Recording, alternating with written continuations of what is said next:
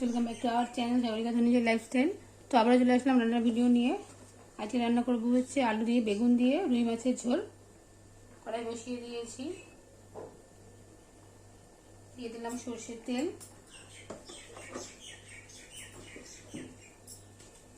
সকাল সকাল পাখিদের কলরব শুরু হয়ে গেছে। এবার ফোড়নে দিয়ে দিচ্ছি জিরে,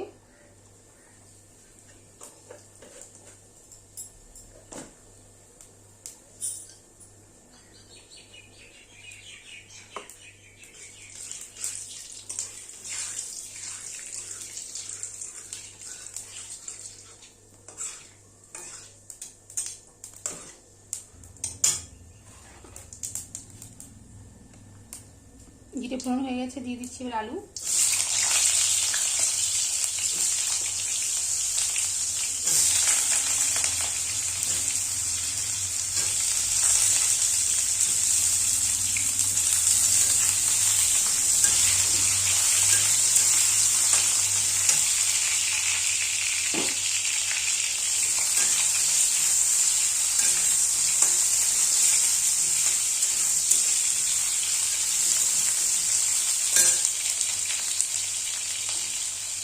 একটু অল্প পরিমাণে দিয়ে দিচ্ছি হলুদ গুঁড়ো,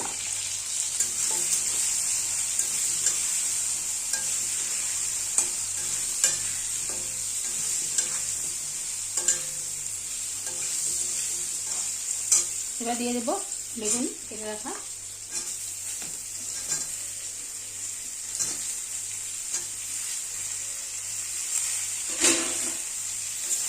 ভালো করে এবার আলু আর বেগুনগুলো ভেজে নেবো।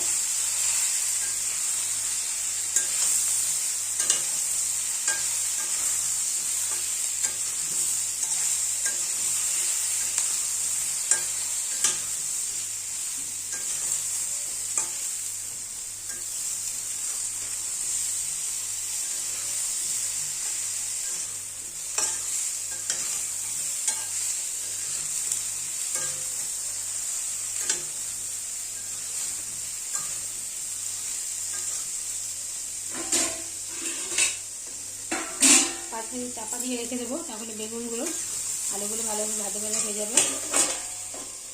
দেখা হচ্ছে 5 মিনিট পরে। হয়ে গেছে, এবার চাপাটা তুলে নিচ্ছি।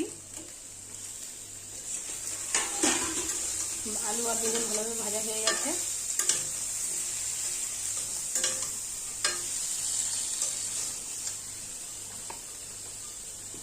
মশলাগুলো এবার দিয়ে দেবো। দিয়ে দিচ্ছি পরিমাণ মতো লবণ, স্বাদ মতো লঙ্কা গুঁড়ো,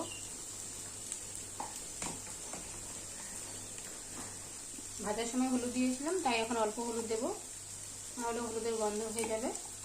হলুদ দেওয়া হয়ে গেছে, দিয়ে দেবো অল্প পরিমাণে জল, তাহলে মশলাটা আর পুড়ে যাবে না। এবার ভালো করে কষিয়ে নেব।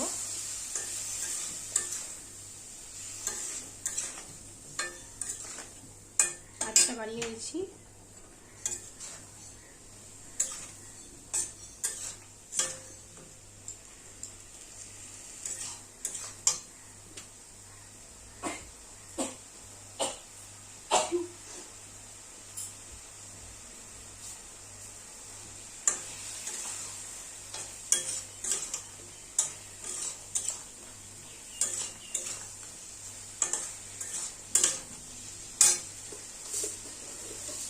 দিয়ে দেবো অল্প পরিমাণে চিনি,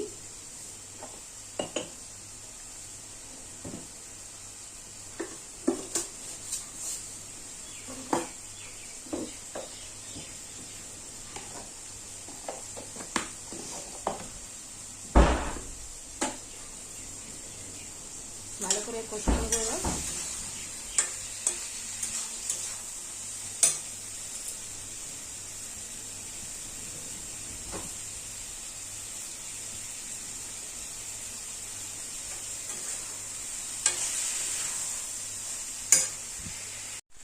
এবার কষানো হয়ে গেছে, এবার দিয়ে দেবো পরিমাণ মতো জল।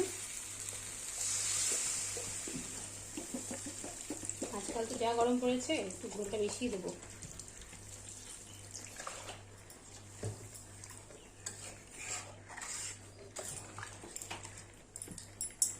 আঁচটা বাড়িয়ে দিলাম।